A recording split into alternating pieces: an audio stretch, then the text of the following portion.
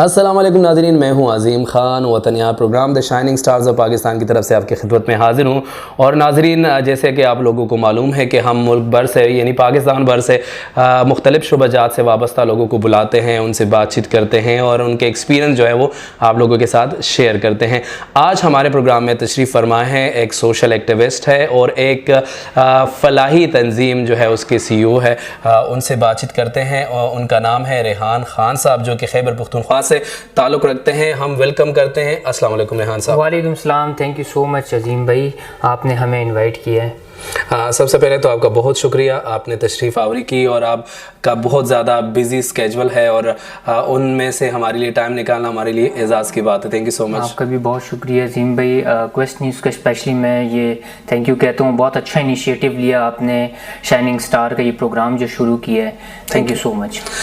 ये बताइएगा, इतना बड़ा नाम सिदरा फाउंडेशन का, इनके बुनियाद कब रखी है और ये नाम जो इनको दिया है उसके पीछे लॉजिक क्या है?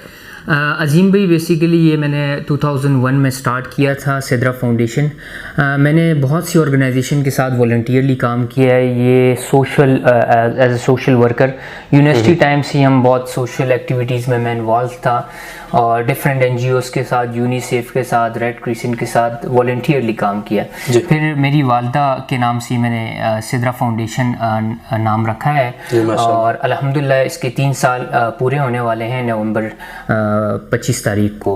और मेरी वालदा ख़ुद भी एक बहुत सोशलिस्ट है, उनको इंस्पायर हो के मैंने नाम जो है ना अपनी वालदा के नाम से स्टार्ट किया है। वैसे कितनी अच्छी बात है ना रेहान साहब के वालदा भी इस फाउंडेशंस के जो उसके नाम से बुनियाद रखना, कितनी ज़्यादा वो खुश हुई होगी। और वालिदैन की दुआएं तो हमेशा से बच्चों के लिए दुनिया और आखिरत में कामयाबी का सबब बनता है। तो क्या उसके रिएक्शंस थे जब आपने उनका नाम रखा और उन तासुरात उनके ज़रा शेयर कीजिएगा हमारे साथ। लाजमी बात है, जैसे अजीम भाई आपने कहा है, वालिदैन तो आपको पता है एक नेमत है और उनका जो है ना नाम जब मैंने रखा तो पहले तो कह रही थी रेहान ये नहीं करो इस तरह। मैंने कहा नहीं, आपसे मतलब इंस्पायर हुए। वो भी कह रहे थे कि क्या होगा क्या नहीं, पर अल्हम्दुलिल्लाह जब अभी मुझे देखती हैं, पेरेंट्स देखते हैं, बड़ा अप्रिशिएट करते हैं, फैमिली में बड़ी अप्रिशिएट करता है। और फिर वालिदैन के लिए तो बहुत कम काम है, आप कोई एहसान आप नहीं झुका सकते हो वालिदैन के जो आपके साथ होता है। तो उनके लिए जो भी आप करें वो कोई चीज़ नहीं है, तो कोई काम नहीं है कि मैंने वालिदैन के लिए स्टार्ट किया है। तो वालिदैन एक नेमत है और उनकी रिस्पेक्ट हमें करनी चाहिए। बेशक।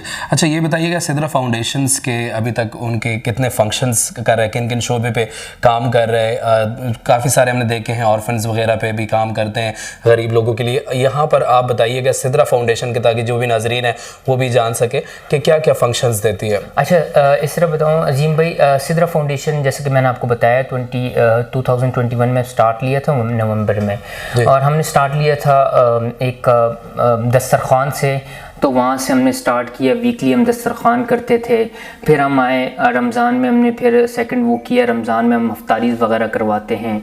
फिर हम इस तरह अफ्तारी के साथ ईद के दिनों में हम ऑर्फन होम्स जाते हैं, वहाँ पर ऑर्फन होम्स के साथ एक अफ्तारी को प्रोग्राम अरेंज करते हैं, फिर उनको गिफ्ट देते हैं, ईद गिफ्ट देते हैं। ज़बरदस्त। और उसके बाद हमारा फिर नेक्स्ट प्रोजेक्ट है, वो है बड़ी ईद पे कुर्बानी करते हैं। वो हमारा शिबली ट्रस्ट है, उनके साथ कोलैबोरेशन के साथ हम करते हैं। KPK में भी एरियाज़ में हम करते हैं। और देन हम डिफरेंट, हमारे पास प्रोजेक्ट जो है ना, फिर मेडिकल साइड पे हम अगर देखें तो हमारे 3 सेगमेंट हैं, जिसमें हमने स्टार्ट लिया था ब्लड कैंप से, जो जमीला सुल्ताना फाउंडेशन जो ये थैलीसीमिया के बच्चे हैं, स्पेशली उनके लिए मैं काम करता हूँ। उसके बाद हम जो है ना ब्लड कैंप लगाते हैं डिफरेंट इंस्टीट्यूट में, इस्लामाबाद KPK में डिफरेंट, तो थैलीसीमिया के बच्चों के लिए हम अरेंज करते हैं। उसके बाद मेडिकल कैंप्स भी हमने काफ़ी किए हैं डिफरेंट गवर्नमेंट्स के साथ। और अभी रिसेंटली जो मैंने मेडिकल के एक और स्टार्ट किया वो मेंटल हेल्थ है।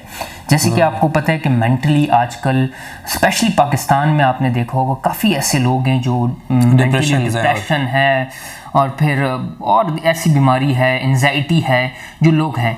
जैसे अजीम भाई, उस दिन भी मेरे साथ एक बंदा मिला, वो कह रहा था कि रेहान भाई क्या आपने मेंटल हेल्थ स्टार्ट किया है? तो उनके बच्चे थे, तो वो कह रहे थे कि रेहान देखें कि फ़िज़िकली हेल्थ तो हम रखते हैं, मतलब हर बंदा कहता है यार मैं फ़िज़िकली फ़िट हूँ, पर मेरा ये कहना है कि जब तक आप मेंटली फ़िट नहीं है तो your physical will be zero. Because अगर आप मेंटली ठीक नहीं, आप फिजिकली क्या अपने आप को फिट रखेंगे। तो आजकल के टाइम में लोग अपने ऊपर पैसे तो लगाते हैं, जिम भी जाते हैं, हर कुछ करते हैं, पर मैं कहता हूँ कि मेंटली आपको फिट होना चाहिए। तो अल्हम्दुलिल्लाह ये भी हमने स्टार्ट किया, और हमारे इस तरह व्हील चेयर्स वगैरह हो गए, और हमारे इस तरह काफ़ी प्रोजेक्ट्स हैं जिस पे हम काम कर रहे हैं। माशाल्लाह से बहुत अच्छी बात की है कि मेंटल हेल्थ बहुत ज़रूरी है। इंसान अगर मेंटली स्ट्रॉन्ग होगा तो वो काफ़ी ज़्यादा अचीवमेंट हासिल कर सकते हैं। अगर हम स्पोर्ट्स की बात करें, क्रिकेट की बात करें, तो हमारे लेजेंडरी क्रिकेटर यूनुस खान ने भी बात की थी कि पाकिस्तान में टैलेंट बहुत है, लेकिन हमारे प्लेयर जो है वो मेंटली स्ट्रॉन्ग नहीं है। तो वो मेंटली स्ट्रेंथ जो है वो बहुत ज़रूरी है, चाहे वो स्पोर्ट्स की का शोबा जात हो या कोई भी फील्ड हो, वहाँ पर कॉन्फिडेंट भी वो मेंटल हेल्थ से मिलता है। तो ये बताइएगा कि आगे आने वाले प्रोजेक्ट्स क्या हैं, और सेकंड जो क्वेश्चन है वो भी एक रेलेवेंट क्वेश्चन है कि गवर्नमेंट, हमारी जो गवर्नमेंट है वो हमेशा से हम ये सोचते हैं कि एनजीओ के ख़िलाफ़ होती है, तो वहाँ पर उनके क्या तासुरात हैं, वो आपको हेल्प करती है नहीं करती? और जब आपने रजिस्ट्रेशन के लिए दरख्वास्त दायर की थी, वहाँ पे थोड़ी सी इन्फॉर्मेशन हमारे साथ शेयर कीजिएगा कि क्या आपको वहाँ पे चैलेंजेस का सामना करना पड़ा? अच्छा अजीम भाई, इस तरह के जैसे अपने अपकमिंग प्रोजेक्ट्स में हमारे तो विंटर अभी ड्राइव आ रहा है, उसमें हम ये करते हैं कि विंटर में हम डिफरेंट इंस्टीट्यूट जाते हैं, वहाँ पर उनको कोई कमी होती है, लाइक हीटर हो गया, बच्चों के लिए कपड़े। फिर हम इस तरह इस्लामाबाद में भी आपने देखा होगा स्ट्रीट पे जो है ना काफ़ी लोग ऐसे रात को सोए बगैर बिस्तर के, उनके लिए हम बिस्तर का अरेंज इस तरह करते हैं। विंटर ड्राइव जो आपको पता है आ चुकी है, तो उसके लिए हम एक फेस्टा भी करवा रहे हैं ऑर्फन बच्चों के लिए, जैसे कि मैंने आपको बताया भी है। वो एबिट फेस्टिवल है इंशाल्लाह 25 नवंबर को हमारा हो रहा है जलाल बाबा टोटोरियम में। वो इसी के लिए है कि हम ऑर्फन बच्चों के लिए फ़ंड रेजिंग करें इसके मतलब। और सेकेंडली आपने कहा कि गवर्नमेंट क्या है, गवर्नमेंट हमें सपोर्ट करती है बिल्कुल। कुछ टाइम पे हमें बहुत सपोर्ट किया, आजकल आपको पता है स्टेबल गवर्नमेंट नहीं है, जो कि हम भी जैसे फंक्शन कर रहे हैं तो हमें हाथ नहीं दे रहे हैं, वो इसी वजह से कि लाजमी बात है गवर्नमेंट एक स्टेबल नहीं है। और गवर्नमेंट कुछ टाइम पे जो आपने कहा रजिस्ट्रेशन में बड़े मुश्किलात हमें सामने करने पड़ते हैं। कुछ टाइम पे हुए भी थे कि एनजीओ अभी रजिस्टर्ड नहीं हो रहे, इसके लिए काफ़ी हमें मुश्किलात होती है। तो मैं ये गवर्नमेंट से भी कहता हूँ कि जो अच्छा काम कर रहा हूँ मुल्क के लिए, लोगों के लिए, तो उनके साथ कोऑपरेशन करनी चाहिए। मतलब एक अच्छा काम कर रहे हैं आप, तो उनको जो रजिस्ट्रेशन का प्रोसेस है वो ईजी करें। उसमें काफ़ी ऐसी चीज़ें जो बहुत इंसान को वो करता है, टाइम लेता है। तो ये मैं आपके क्वेस्ट न्यूज़ के मुसद्दिद से लोगों का जो देख रहे हैं गवर्नमेंट के, तो उनको मैं ये कहना चाहूँगा कि आप काइंडली जो एनजीओ हैं उसको रजिस्ट्रेशन का जो प्रोसेस है वो इजी टू यूज़ करें।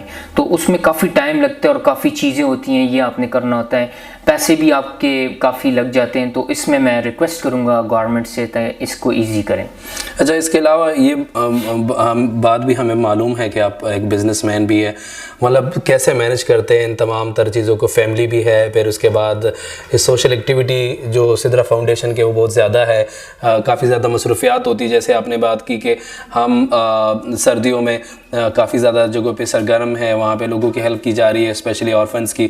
और फिर अभी इवेंट भी आ रहा है आप लोगों का एबटाबाद में, तो उन चीज़ों को कैसे मैनेज करते हैं? फिर साथ आप बिज़नेस भी रन कर रहे हैं, तो किस तरह का बिज़नेस है और फिर सबको कैसे मैनेज होता है? अच्छा अजीम भाई, जैसे आपने कहा ना टाइम की, देखें मैं तो एक सोशल वर्कर जो होता है ना, उसके लिए टाइम मैनेज करना बिल्कुल मुश्किल होता है। पर आप जब एक काम दिल से करते हैं ना और लोगों की मदद करते हैं, तो अल्लाह पाक उसके स्टैंड आपको खुद डालता है। तो सोशल एक्टिविस्ट को आप ये कहेंगे ना कि टाइम, वो कहता है कि यही है कि अल्लाह पाक हमारी मदद करता है। और अल्हम्दुलिल्लाह आप यकीन करें, मैं बिल्कुल अभी तक मैंने ये 12-13 साल किया है, मुझे टाइम का कोई वो नहीं हुआ है। हाँ, सम टाइम इस तरह होते हैं, मीटिंग्स वगैरह होती है, लाजमी आते हैं, अपने बिजनेस को भी देखना है, बिजनेस के बगैर तो आप नहीं चल सकते हैं, तो एनजीओ को भी टाइम देना है। पर यह है कि अल्लाह की मदद होती है, लाजमी बात है।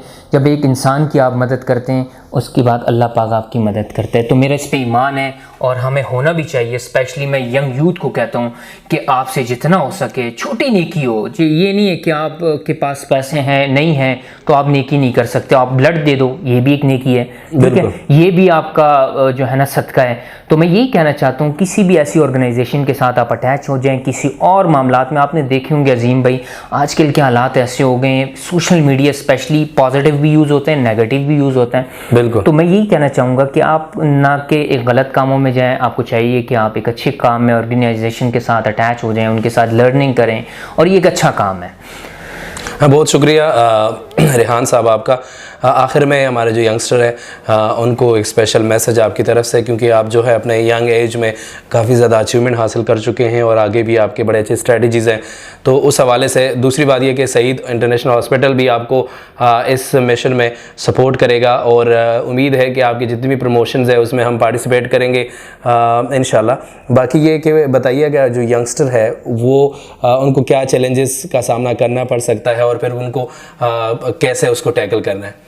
अच्छा अजीम भाई, आपको पता है हमारे माशरे में जो यंग यूथ है वो आपको पता है पॉपुलेशन बहुत ज़्यादा है, पर हमारे यहाँ पर पाकिस्तान में स्पेशली यहाँ पर मोटिवेशन बहुत कम होती है, असल में अपॉर्चुनिटीज़ कम है। अभी आप यकीन करें मैंने एक सर्वे भी देख रहा था और काफ़ी मेरे दोस्त हैं जो कि बाहर जा रहे हैं, वो मुझे भी कहते हैं कि रेहान आप क्यों नहीं जा रहे हो। मैंने कहा यार हमने इस पाकिस्तान में रहना है और यहाँ से इंशाल्लाह हमने वो करना है, इसी पाकिस्तान को हमने आगे करना है। तो मैंने देखा है काफ़ी लोग डिसअपॉइंट हो जाते हैं और जो कि हमें नहीं होना चाहिए। देखें हालात ऊपर नीचे कभी हालात अच्छे आते हैं कभी बुरे, तो एक टाइम होते हैं ना, इसको फेस करना पड़ता है। हमारी यूथ जो है ना स्पेशली मैं इनको यही पैगाम दूंगा, अगर आप पाकिस्तान में मेहनत करें तो वो सबसे बेहतरीन होगा।